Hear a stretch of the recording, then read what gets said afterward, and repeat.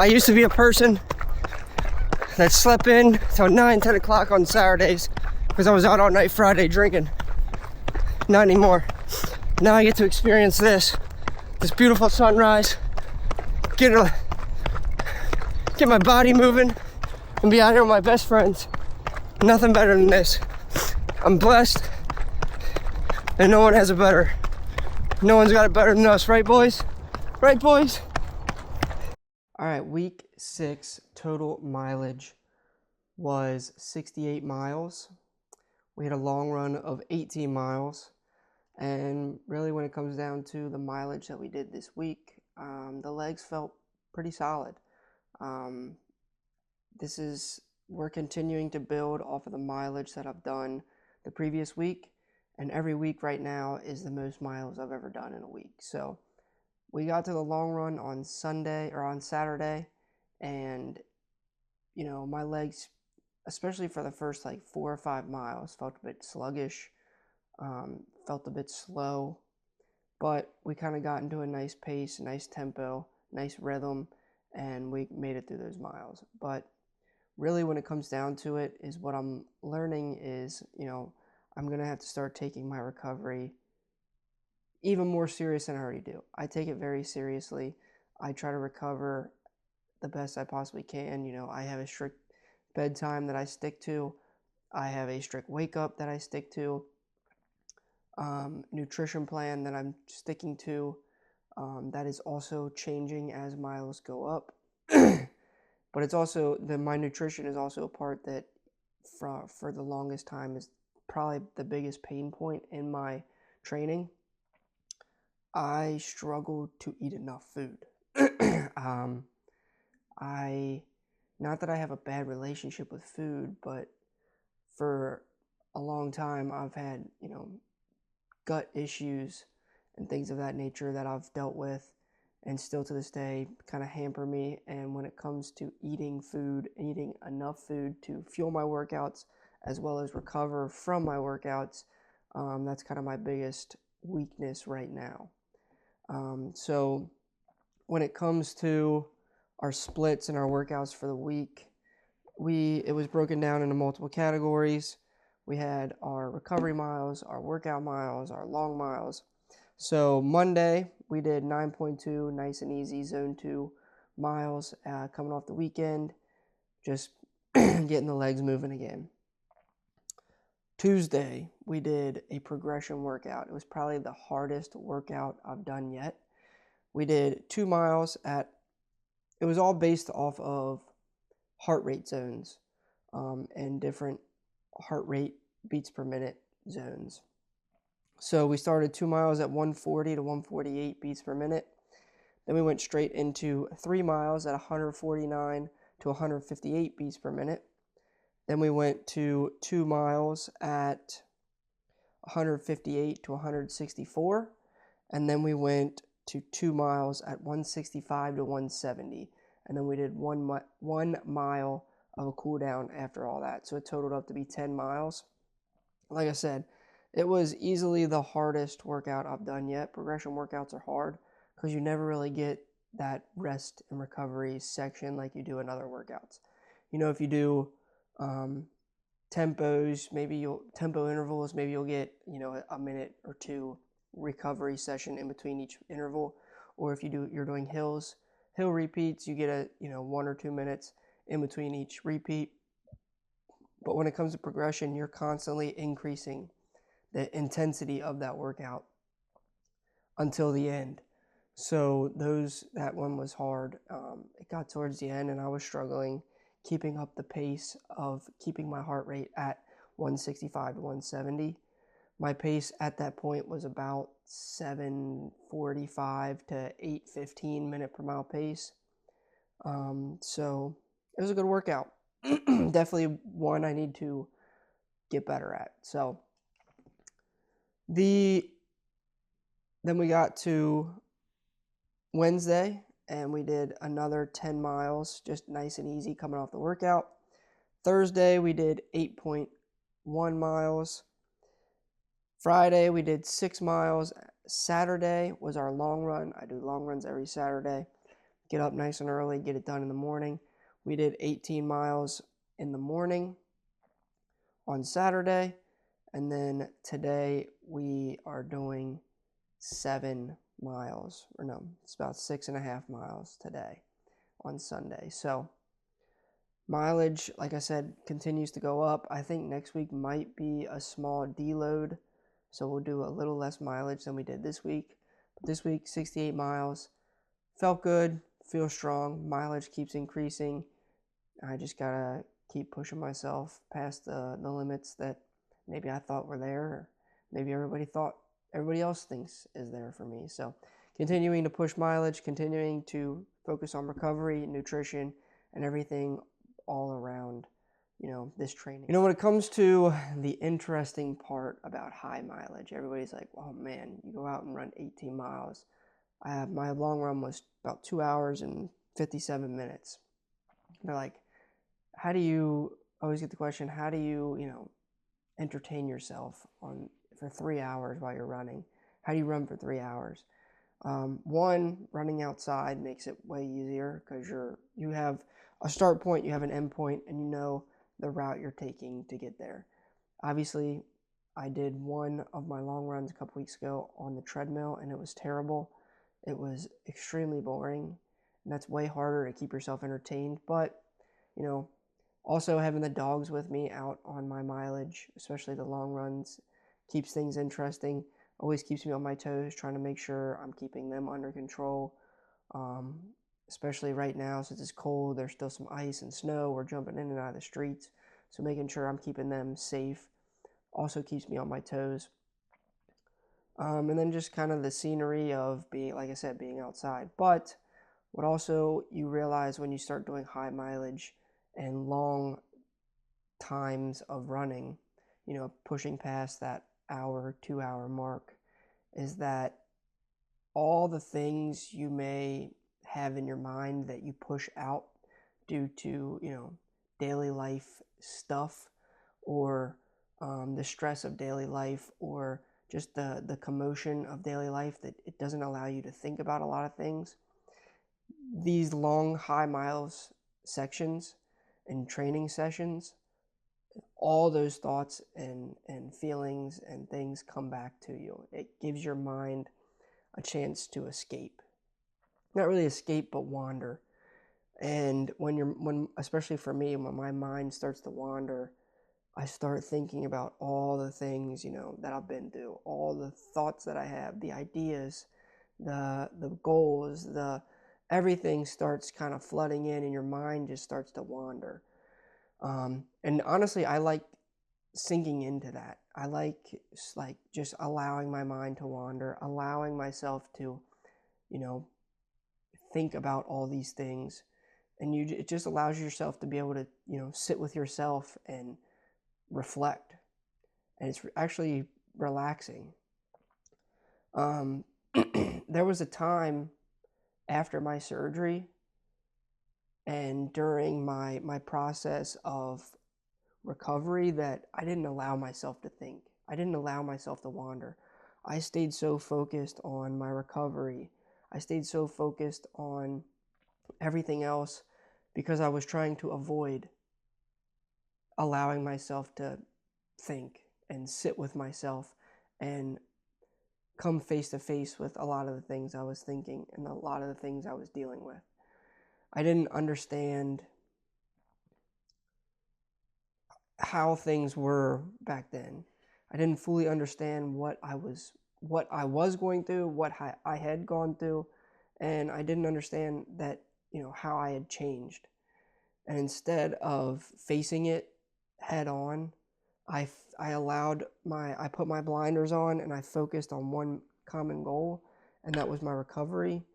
And then it was after my recovery, all those thoughts started coming back, and I didn't have anywhere to go with them. So that's when I started escaping in other routes, which was partying, alcohol. But what I've realized, and why I think, these long runs and running, especially endurance training, has been kind of my path of I don't want to call it obsession, but my path of relief and escape is because it actually doesn't allow me to escape those thoughts. It doesn't allow me to escape the things I'm feeling. It actually allows me to confront them and sink into them and think about them. Because when you're out for 3 hours running, you have nothing else to do other than that. And you have nowhere to go other than within. And that's something I've learned, especially through now marathon training. This is my second round of marathon prep. My first round of marathon training, I didn't really know what I was doing. I was just kind of going out and running. It was just a common goal that I had set after surgery, that I was going to run a marathon 1 year after my surgery. And I accomplished that goal, but this time I'm taking it much more serious.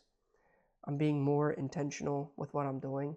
And not only that, I'm being more intentional with it as a part of my recovery. Because even though I'm now almost 4 years out, I am still recovering, not only from the physical, but the emotional, the mental, and the spiritual side of my surgery.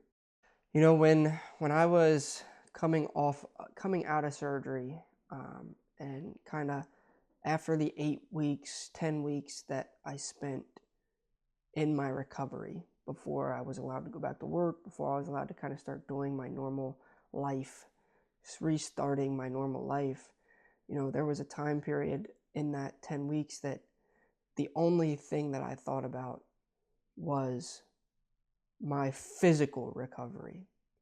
And I say physical because that's a very important piece. All I cared about was physical recovery. So I took my cardiac rehab so seriously. I was there every single day, 3 days a week, 7 a.m. in the morning, pushing myself for that 1 hour that I was there, pushing myself as hard as I possibly could, because that's all I could do was focus on that. After that, all I had to do was sit at home and be with myself and be with my family.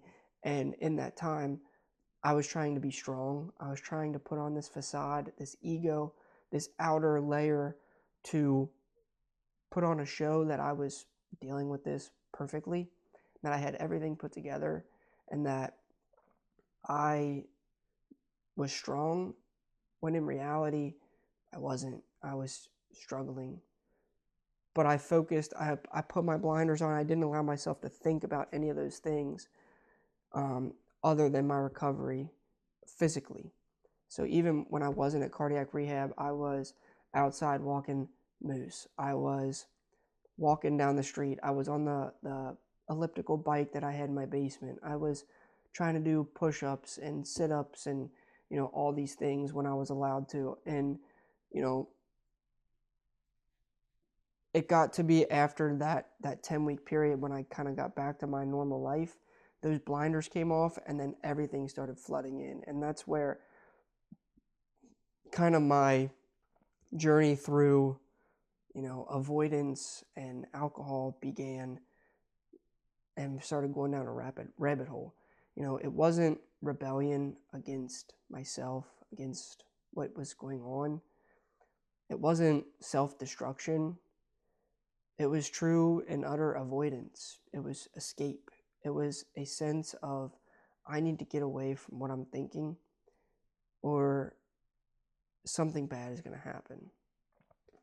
The only way I could quiet those thoughts, that constant pressure of, wow, Kyle has everything put together. Wow, Kyle is handling this so well. Wow, Kyle, you've done so good at dealing with this. I can't believe you're not more shaken up by what you've gone through. And, you know, or trying to deal with the mental thoughts of not understanding who I was or who I was becoming. I didn't know how to, I didn't understand how to deal with the grief of losing my old identity. And the only way to do that, to escape, was drinking and partying, because it gave me, it made me feel like everybody else. It made me feel like I could fit in. It made me feel like my old self. I told myself that, like I said, it was just what people my age did. You know, people my age, friends, they went out to the bars and drank and partied Fridays and Saturdays, and that's just what I thought. It made me feel normal.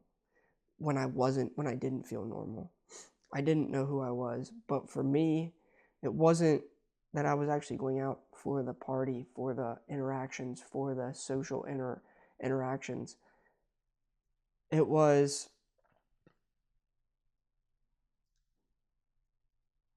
just a numbing safety net for me. It was, how can I get away from everything I'm thinking about?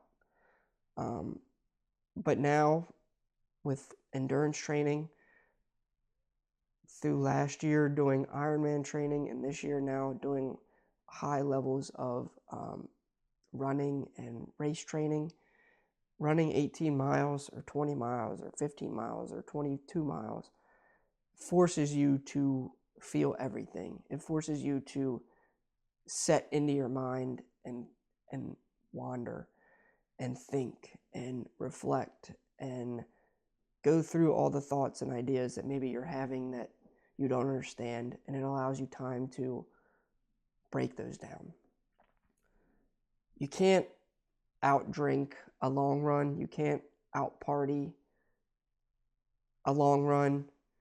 You can't distract yourself when you're out running for 2, 3, 4 hours at a time. And that's why I think I've found such peace in endurance training. When I came out of surgery and after the period of my recovery stint where I was so focused on my physical recovery, I got out of that and I thought I had lost my identity. But what I really lost was comfort.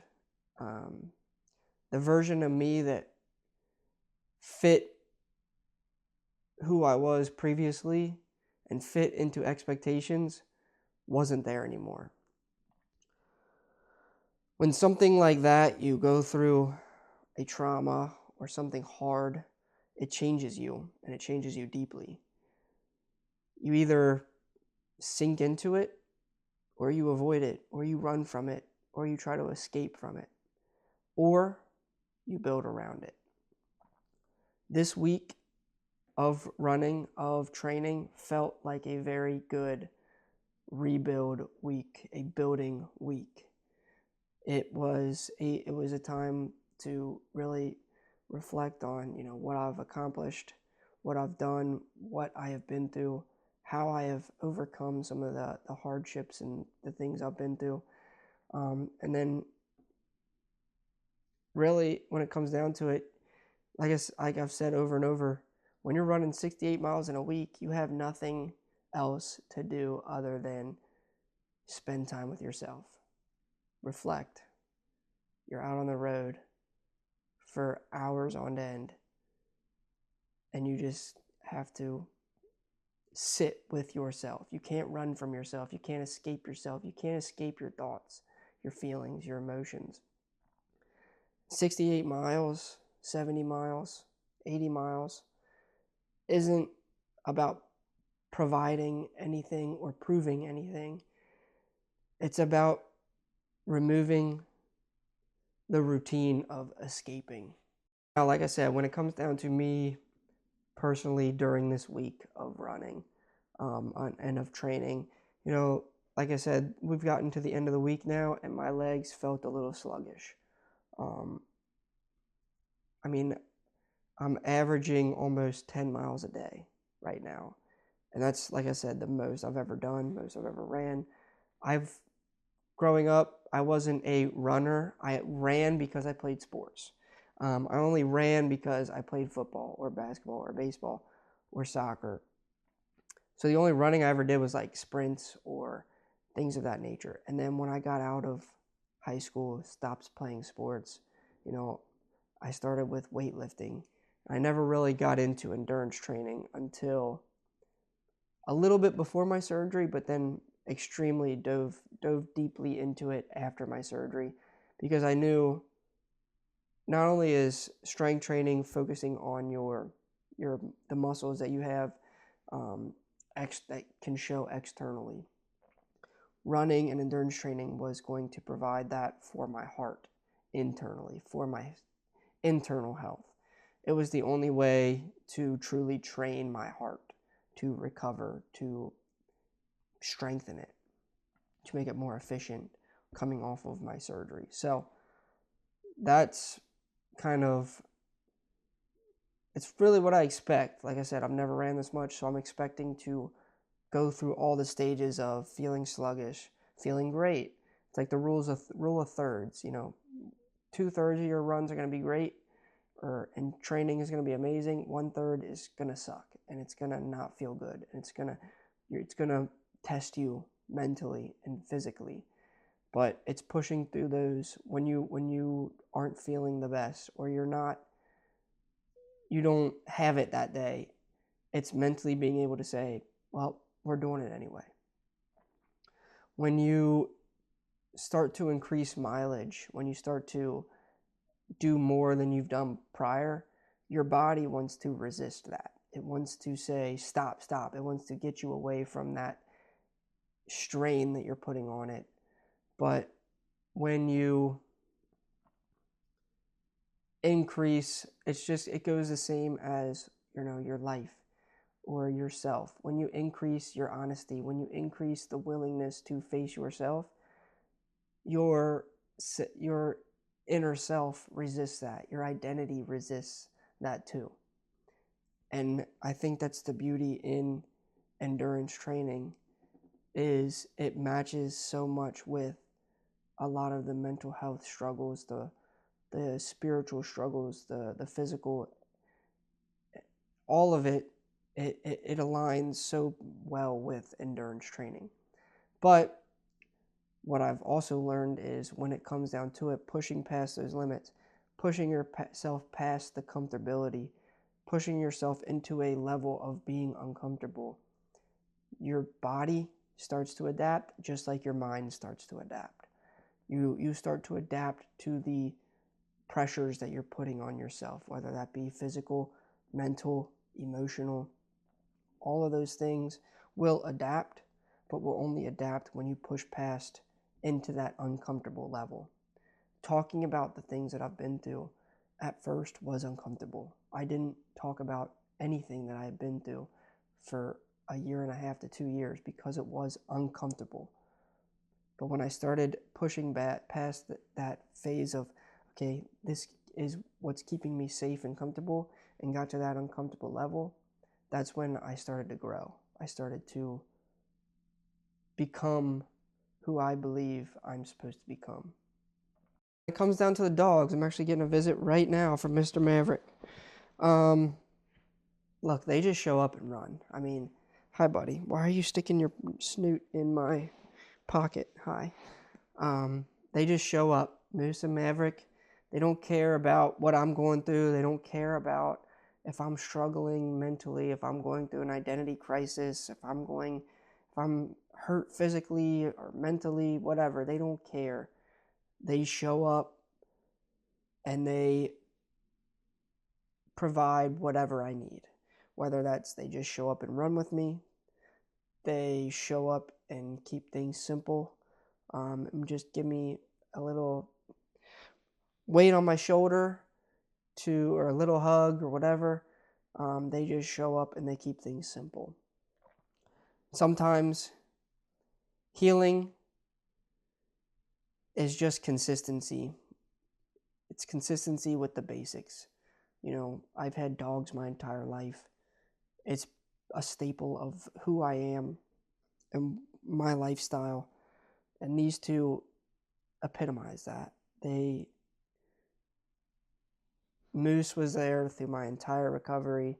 Maverick has been here through a lot of the, mental growth and the overcoming of my mental health struggles. He wasn't there for the full thing like Moose, but they both have been here for me through it all, through the ups, through the downs. And that consistency, them showing up for me every day, it makes me feel like I need to show up for them every day. And that's providing them the love, the care, the support, and also the physical exercise that they both need every single day to keep them healthy, to keep them sane, to keep them moving strong and living their best life with me. So the dogs are doing great. They crush Miles. Moose, towards the end of this week, his paw started getting a little sore. Probably not going to run with me the next couple of days just because I'm going to give him a couple of days off. I don't want to overdo it with a sore paw. I need him strong and healthy for the upcoming weeks and mileage increases and long runs, and we've got a 50K coming up that he's supposed to run with me, so got to make sure they're nice and healthy. I don't want to overwork them. I don't want to, cause any harm to them. So give him a couple days off, but they're crushing Miles. They go out, they don't care, they just show up and run. It comes down to why I'm doing all this. Basically, a routine physical and a routine echocardiogram saved my life. It wasn't, yes, the surgeons, the cardiologists, the nurses, they all played a role. But when it comes down to it, it was proactive doctors or a proactive doctor and a simple echocardiogram that truly saved my life. And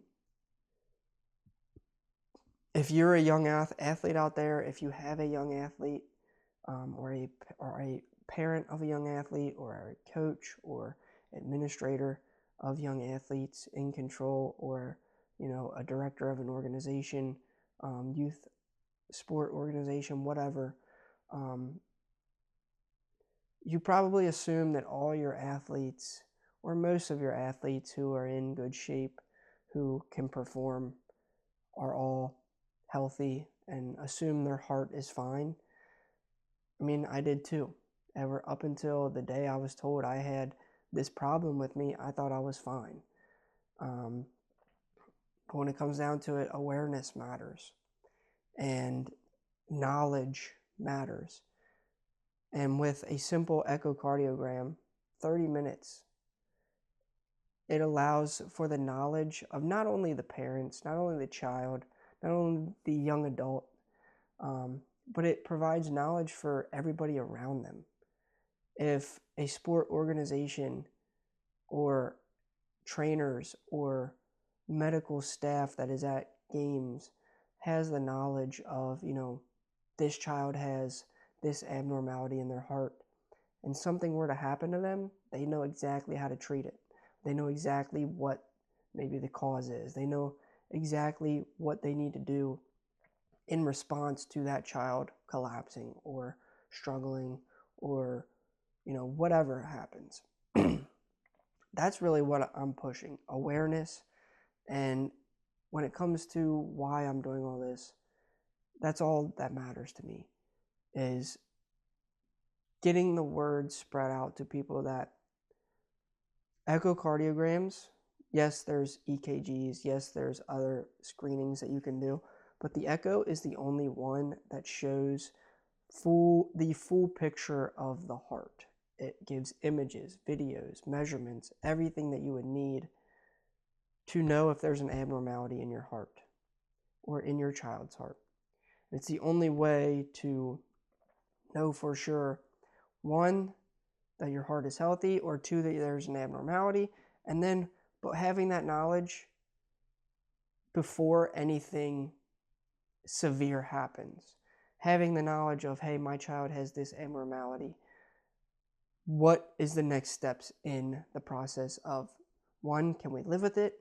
Two, can we fix it? Three, what's the steps to take to make sure we're staying safe and healthy while also being able to still be children, still play sports, still do all the things we want to do in our lives. It comes down to it, week 6 just reminded me that rebuilding isn't loud, it's not flamboyant, it's not out there, it's not dramatic, it's quiet, it's alone, it's to yourself, it's eating better, it's sleeping consistently, it's recovering properly, it's facing avoidance, it's choosing miles over another form of avoidance or numbing.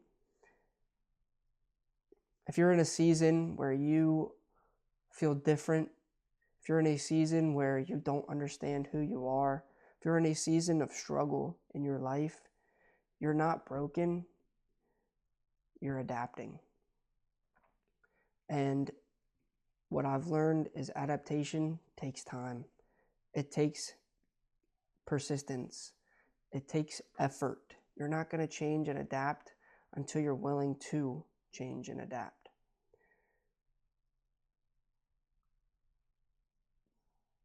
I'm not running to escape who I was. I'm running to carry who I'm becoming.